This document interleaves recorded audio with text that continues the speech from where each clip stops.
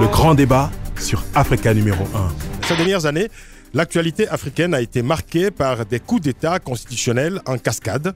La modification ou la révision des constitutions est devenue un mode de captation du pouvoir pour des régimes réfractaires au processus de démocratisation.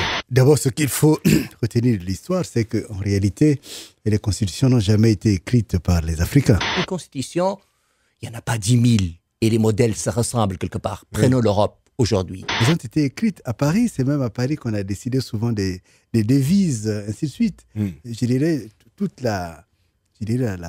l'armature qui a donné ce qu'on appelle les États souverains africains ont été établis ici. Ici, c'est à Paris.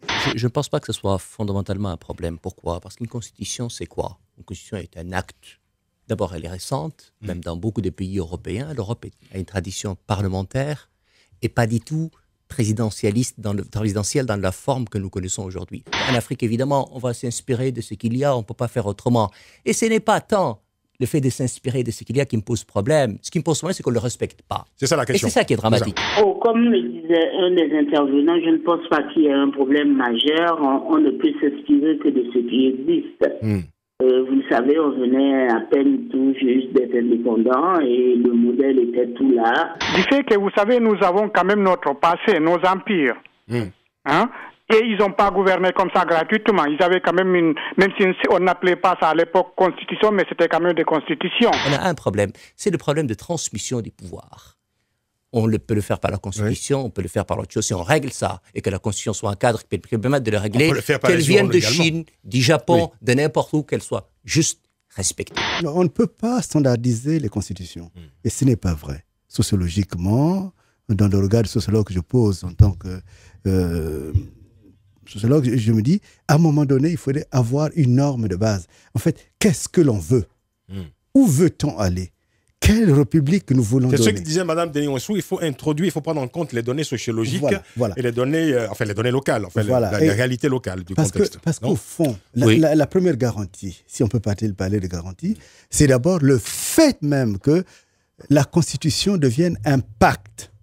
C'est-à-dire qu'autour de la Constitution, les gens se reconnaissent. Oui, alors quelles sont les garanties pour que ces constitutions soient respectées et inviolées? Parce qu'on assiste quand même à une cascade de coups d'État constitutionnels, de modifications, de révisions, dans le seul but, d'ailleurs, souvent, pour ces régimes, de se maintenir au pouvoir, ou de prolonger leur mandat, ou de faire sauter le verrou de la limitation des mandats.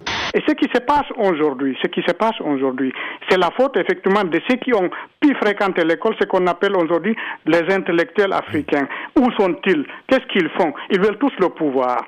Et effectivement, quand tout le monde veut le pouvoir, et qu'il n'y a qu'un fauteuil, il faut que ce soit une personne. Ce qui est inviolable dans un pays, c'est sa classe politique.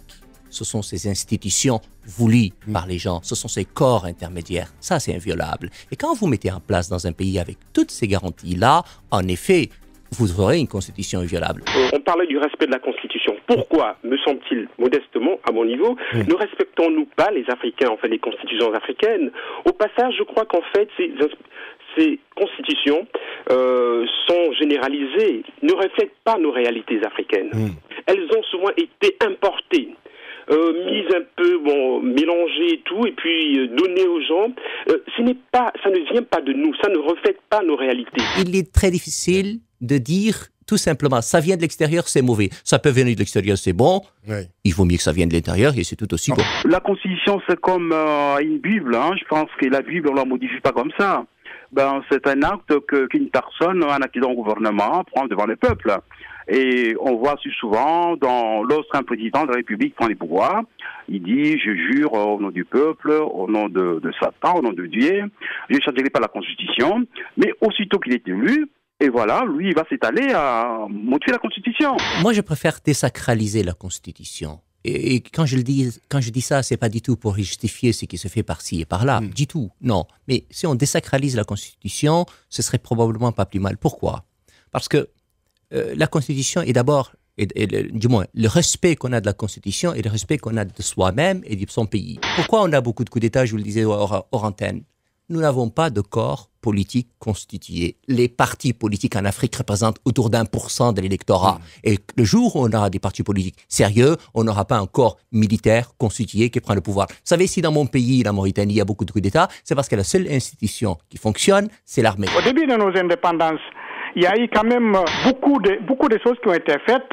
Il y a eu beaucoup de tendances. Il y a eu beaucoup de gens qui avaient effectivement ce qu'on appelait la notion de patriotisme africain. Oui. Tout ça aujourd'hui, ça a l'air de disparaître.